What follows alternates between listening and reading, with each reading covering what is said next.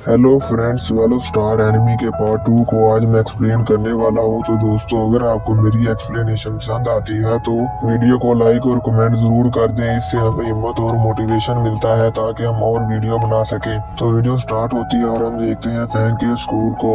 यहाँ पर फैंक के टीचर बता रहे होते हैं कि कल आप सबका कॉलेज एंट्रेंस का एग्जाम है और मुझे उम्मीद है कि हमारी 12 साल की मेहनत जाया नहीं जाएगी और आप सब जरूर हार्ड वर्क कर रहे होंगे। जब टीचर ये सब बता रहे होते हैं तब हमारा हीरो फैंक तो सिर्फ यूजिन को ही देखे जा रहा होता है।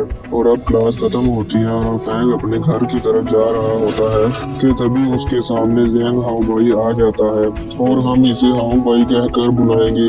जिसके बाद हाउ भाई फैंक को कहता है कि मैंने सुना है कि तुम वॉरियर बनना चाहते हो और मैं भी वॉरियर बनना चाहता हूँ। और फिर फैंक कहता है कि मैं तो चाहता था कि कोई ऐसा हो जिसके साथ मैं ट्रेनिंग करूँ। और अब हाउ भाई उसे कहता है कि मैं ये बताना तो भूल ही गया कि मैं मार्शल आर्ट के चीफ का डिसाइबल हूँ। और फिर वहाँ पर हाउ भाई के दोस्त आ जाते हैं और वो भी मार्शल आर्ट के सीनियर डिसाइबल हैं। और तभी वहाँ पर मार्शल आर्ट के चीफ अपनी गाड़ी में जा रहे होते हैं तो उनकी नजर हाउ भाई और फैंक पर पड़ती है। और अब चीफ अपने ड्राइवर से पूछता है तो ड्राइवर बताता है कि ये तीनों मार्शल आर्ट के सीनियर डिसाइबल हैं। और अब चीफ पूछता है कि वो लड़का कौन है तो ड्राइवर बताता है कि इस लड़के का कोई रिकॉर्ड नहीं है हमारे मार्शल हॉल के डेटाबेस में। और अब हाउ भाई कहता है कि हम दोनों का गोल एक ही है, वॉरियर बनना, तो हमें एक साथ सीखना चाहिए। पर पता नहीं क्यों फैंक को गुस्सा आ जाता है और वो उसे एक जोरदार पंच मार देता है जिसके बाद हाउ भाई दूर जाकर गिरता है और उसके दांत भी टूट जाते हैं। जिसके बाद वो दोनों लड़के भी फैंक पर हमला कर देते हैं पर फैंक उनको भी बहुत मारता है और उन्हें बेहोश कर देता है। अब ये सब कुछ मार्शल आर्ट का चीफ भी देख रहा होता है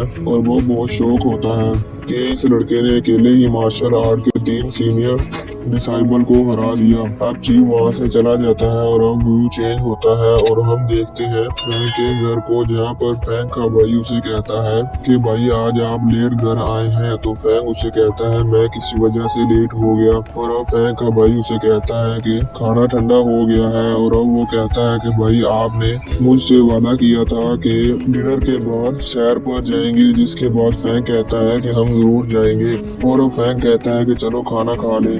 और अब यहाँ पर फैंक की मॉम ने उसके लिए उसका फेवरेट खाना बनाया होता है जिसे देखकर वो बहुत खुश होता है और वो बहुत सारी बातें करते हैं। जिसके बाद व्यू चेंज होता है और फैंक अपने स्कूल के लिए तैयार होता है। और फैंक अपने स्कूल के लिए जाने लगता है तो रास्ते में एक गैंग के लोग उसे रोक लेते हैं और उसे कहते हैं कि हम तुम्हें नहीं छोड़ेंगे। और अब वो उसे चारों तरफ से घेर लेते हैं और फैंक कहता है कि मेरे पास टाइम पहले ही कम है और मैं स्कूल के लिए लेट हो जाऊंगा।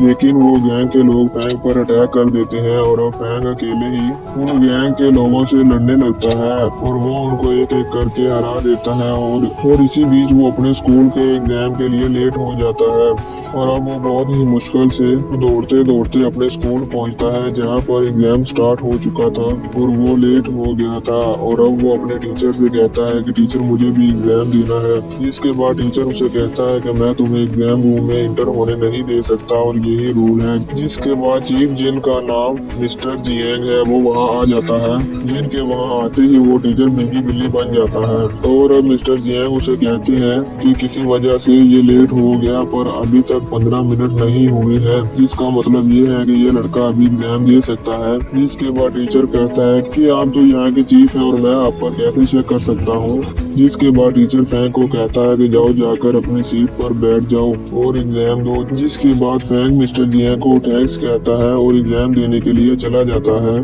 जिसके बाद हाउ भाई सोचता है कि तुम एग्जाम रूम में तो सेफली आ गए हो पर ये अभी खत्म नहीं हुआ है। जिसके बाद हाउ भाई अपने दोस्तों से कहकर क्लासरूम में अपने दोस्तों को आपस में जानबूझकर लड़ने का इशारा करता है ताकि फैंक ने जो एग्जाम लिखा है वो उसे खराब कर सके और फैंक एग्जाम में पास ना हो। और अब ऐसा ही होता है। हाउ भाई के दोनों दोस्त आपस में झगड़ने लगते हैं और वो एक दूसरे को धक्का देते हैं जिससे कि फैंक का एग्जाम नीचे गिर जाता है और हाउ भाई उसे खराब कर देता है। ताकि फैंग को एग्जाम दोबारा लिखना पड़े और वो फेल हो जाए। और अब होता भी कुछ ऐसा ही है। फैंग जल्दी जल्दी एग्जाम लिखने के चक्कर में बहुत घबरा जाता है और वो वही क्लासरूम में बेहोश हो जाता है। और फिर व्यू चेंज होता है और हम देखते हैं हाउ भाई और उसके पापा को और उसके अंकल को। और अब हाउ भाई के पापा उसे कहते हैं कि तुम वॉरियर बनने के एक और कदम नजदीक आ गए हो। जिसके बाद हाउ भाई कहता है कि मेरा मकसद अंकल की तरह इलाइट वॉरियर बनना है। जिसके बाद अंकल कहता है कि अच्छा है, तुम बहुत ऊपर का सोचते हो। जिसके बाद अंकल अपने भाई से कहता है कि अगर हाउ भाई ने कोई वॉरियर एग्जाम पास कर लिया तो हम इसे अपने टाइगर स्क्वायर ट्रुप में ले लेंगे। जिसके बाद हाउ भाई कहता है कि मैं जरूर ये एग्जाम भी पास कर लूंगा। जिसके बाद व्यू चेंज होता है और हम देखते हैं फैंग को होश आ गया है। और तभी वहाँ पर यू जिन आती है और फैंग को कहती है कि उस दिन मुझे मिरर लगने से बचाने के लिए शुक्रिया। जिसके बाद फैंग उसे कहता है कि कोई बात नहीं। और यू जिन उसे बताती है कि तुम यहाँ पर 3 दिन और 3 रातों से हो। और तभी वहाँ पर हाउ भाई आ जाता है जो फैंग को कहता है कि तुम यहाँ पर काफी दिनों से हो, क्या तुम कुछ खाना चाहोगे? क्या मैं तुम्हारे लिए एप्पल कट कर दूं? फैंग को उस पर बहुत गुस्सा आता है तो हाउ भाई उसे कहता है कि गुस्सा मत करो, कॉलेज के एग्जाम में फेल होना तो आम बात है। तुम्हारी बॉडी एग्जाम से ज्यादा इम्पोर्टेंट है। एग्जाम तो तुम अगले साल भी दे दोगे। जिसके बाद यू जिन भी कहती है कि हाँ फैंग, तुम्हारी बॉडी एग्जाम से ज्यादा इम्पोर्टेंट है। और अब हाउ भाई उसे एक केला देकर वहाँ से चला जाता है। और अब यू जिन फैंग को बाय बाय करके वहाँ से चली जाती है। जिसके बाद व्यू चेंज होता है और हम देखते हैं कि फैंग कॉलेज के गार्डन में चल रहा होता है।